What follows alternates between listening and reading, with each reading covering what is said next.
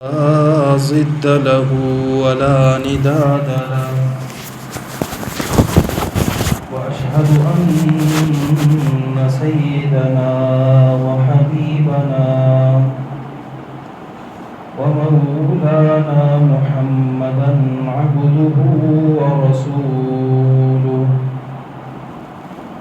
أما بعد فأعوذ بالله من الشيطان الرجيم بسم الله الرحمن الرحيم وكأين من نبي قاتل معه ربيون كثير فما وهنوا لما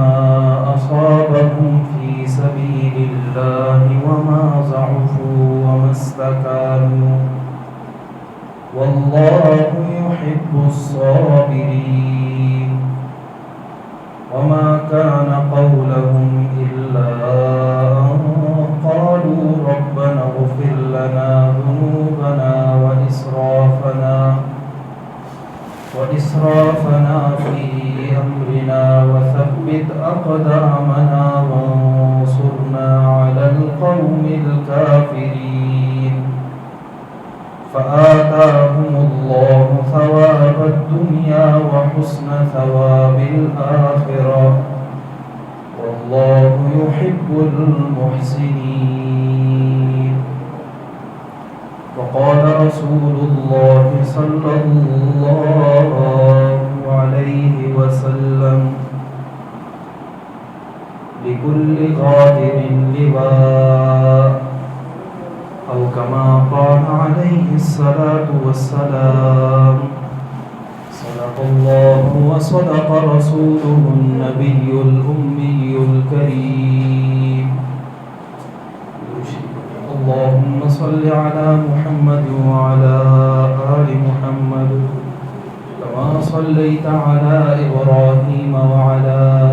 آل إبراهيم إنك حميد مجيد اللهم بارك على محمد وعلى آل محمد كما باركت على إبراهيم وعلى آل إبراهيم إنك حميد مجيد معزز سامعین، عزیز بزرگوں، شوال کا تیسرا جمعہ ہے اور سیرت کا موضوع چل رہا ہے۔ اس سے پہلے شوال کے مہینے کا تذکرہ ہوا، اس میں 4 اہم امور سر انجام پائے ہیں۔ ایک حضرت عائشہ صدیقہ رضی اللہ تعالی عنہ کا نکاح، اور جو 1 ہجری کو ہوا، اور 2 ہجری کو غزوہ قینقاع جو آپ صلی اللہ علیہ وسلم نے یہودیوں کے خلاف لڑا، اور 3 ہجری میں آپ صلی اللہ علیہ وسلم نے غزوہ احد لڑا، اور اس کے بعد 8 ہجری میں آپ صلی اللہ علیہ وسلم نے غزوہ حنین کے مقام پر اللہ کے نبی صلی اللہ علیہ وسلم میدان میں اترے، جن میں غزوہ احد کا تذکرہ تو جاری ہے، اور قرآن کریم میں سب سے زیادہ جس غزوے کو تفصیل سے اللہ رب العزت نے بیان کیا ہے وہ غزوہ احد ہے، اور غزوہ احد کو بہت زیادہ تفصیل سے بھی بیان کیا ہے، اور احکامات بھی اس میں خوب بیان کیے ہیں، اور تعلیم دی ہے کہ اپنے ایمان کی بہت زیادہ حفاظت کرنی ہے، سود سے پرہیز کرنا ہے، اس لیے کہ مجاہد سود والا شخص نہیں ہو سکتا۔ جو بندہ سود کا کاروبار کرتا ہے، سودی امیزش والے کھانے کھاتا ہے، ایسا شخص کبھی بھی جہاد میں نہیں جا سکتا۔ تو قرآن کریم میں اس بات کا ذکر ہے، یا ایھا الذین، آگے پیچھے جہاد کا تذکرہ، درمیان میں اللہ رب العزت نے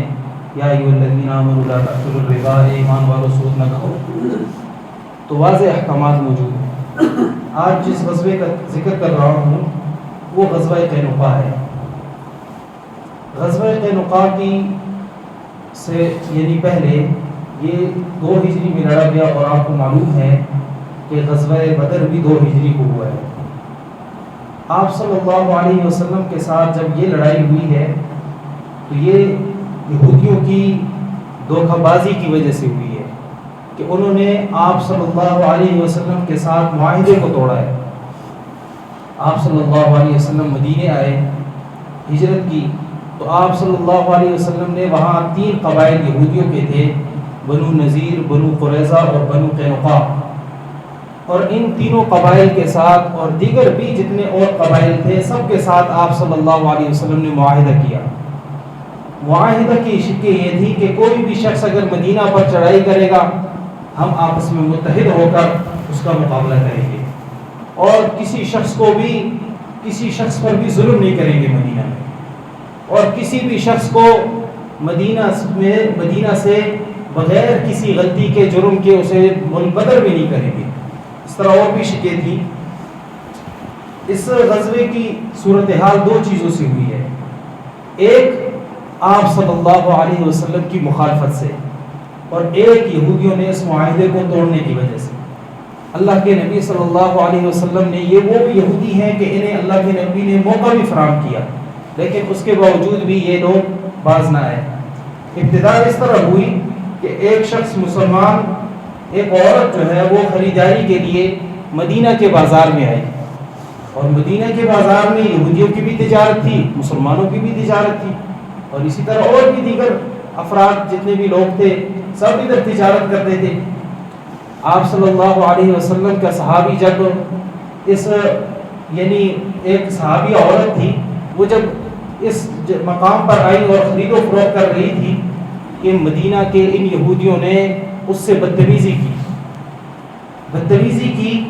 تو صحابی نے، ایک صحابی تھے وہاں اس موقع پر، اور انہوں نے یہودیوں کو روکا کہ آپ یہ زیادتی کر رہے ہیں اور ایک عورت کے ساتھ بدتمیزی بہت برا فعل ہے، آپ یہ کبھی سر انجام نہیں دے سکتے۔ اور ذرا صحابی نے مکمل طور پر اس عورت کا دفاع کیا۔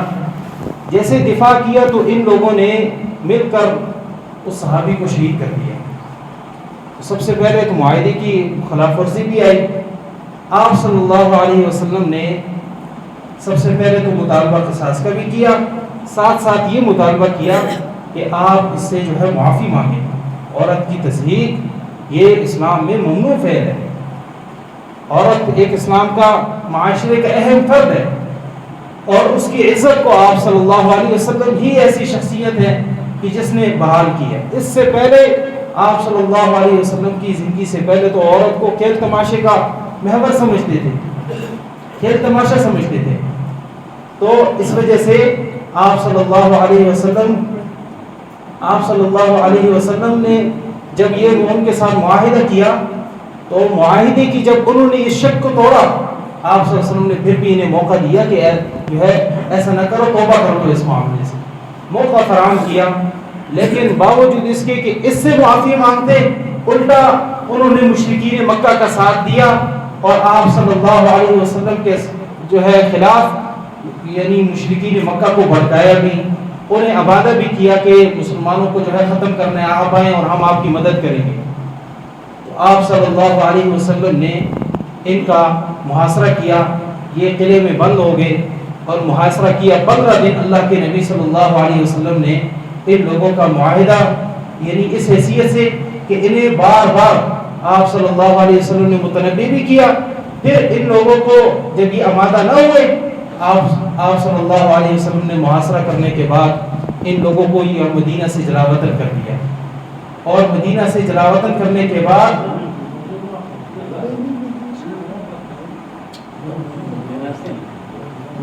مدینہ میں آپ صلی اللہ علیہ وسلم نے جب یعنی یہ بات طے ہوئی تو آپ صلی اللہ علیہ وسلم نے انہیں وہاں سے یعنی بالکل منبدر کر دیا۔ تو اس میں آپ صلی اللہ علیہ وسلم کی اس سیرت سے ہمیں بہت بڑا سبق ملتا ہے کہ مسلمان دھوکہ باز نہیں ہو سکتا، مسلمان معاہدے کی پاسداری رکھتا ہے، مسلمان جو معاہدہ کر لیتا ہے اس کی آخر حد تک جو ہے وہ معاہدے کے مطابق اپنی زندگی گزارے گا، معاہدے کی خلاف ورزی نہیں کرے گا۔ اور یہودیوں کی اس خباثت کا بھی ذکر ہوا اس غزوے میں کہ وہ اول دن سے جو ہے وہ غدار ہے. اول دن سے مسلمانوں کے ساتھ تمام معاہدوں میں اگر کسی نے خلاف ورزی کی ہے تو یہودیوں نے کی ہے. تو سب سے پہلے اپنے معاشرے میں اس چیز کو عام کیا جائے. یہودی ہمارے ازلی دشمن بنے ہوئے ہیں، باوجود اس کے کہ آپ صلی اللہ علیہ وسلم اسماعیلی ہیں اور یہودی جو ہیں وہ اسحاقی ہیں اور حضرت یعقوب علیہ السلام کے اولاد میں سے ہیں. اور آج سب سے بڑا سلسلہ آپس میں جو تنازع کا ہے وہ یہی کہ وہ یعنی جتنے بھی آپ صلی اللہ علیہ وسلم کے اوصاف ہیں وہ اس لیے نہیں ماننے کے لیے تیار ہیں. وہ کہتے ہیں کہ اسحاق ہی میں سے آپ صلی اللہ علیہ وسلم کا آنا تھا اور وہ ابھی تک آئے نہیں، ابھی بھی انتظار میں، باوجود اس کے کہ ان کی تورات میں ان کی کتابوں میں بات منوان ہے کہ آخر الزمان پیغمبر آئے گا. اور کتنے ہی لوگ یہودیوں میں سے مسلمان بھی ہوئے ہیں، لیکن قرآن کریم نے سب سے زیادہ شیطان انسان کا ازلی دشمن ہے اور اس ازلی دشمن کے بعد سب سے زیادہ اگر کسی اللہ رب العزت نے قرآن کریم میں جس کا تردید ذکر کی ہے وہ یہودیوں کی ذکر کی ہے اور ساتھ ساتھ ذکر کی وَلَتَجِدَنَّهُمْ أَشَدَّ النَّاسِ عَدَاوَةً کہ آپ جتنے بھی لوگ ہیں سب سے زیادہ دشمنی میں آپ سے سب سے زیادہ دشمنی میں یہود سب سے اول نمبر پر ہے. دوسرے نمبر پر والذین اشرکوا، دوسرے جو مشرک لوگ ہیں وہ اس کے بعد ہیں. اور تیسرے عیسائیوں کے متعلق فرمایا کہ وہ لوگ ہیں لیکن قریب ہیں مسلمانوں کے، اور اس لیے کہ ان میں علماء بھی ہیں. آج بھی عیسائی اسلام کے بہت قریب ہے، اسلام والوں کے ساتھ بہت محبت کرتے ہیں، لیکن اصل میں یہودی انہیں استعمال کرتے ہیں. اور ازلی طارق بن زیاد اگر اس کا تذکرہ کیا جائے اس موقع پر تو بالکل مناسب ہوگا. کیوں کہ سب سے پہلے یہودیوں کو جو ہے سب سے زیادہ جس یعنی دبایا گیا تو عیسائیوں نے دبایا ہے، اور دبانے کے بعد یعنی اسلام کے بعد اتنا دبایا کہ اسپین میں ان کے لیے کوئی مقام ہی نہیں تھا کہ سر اٹھا کر جیتے. لیکن جب طارق بن زیاد رحمہ اللہ نے علاقے کو فتح کیا تو جس طرح اسلام جو ہے وہ سب میں مساوات چاہتا ہے، تو مساوات کی جب دورہ ہوئی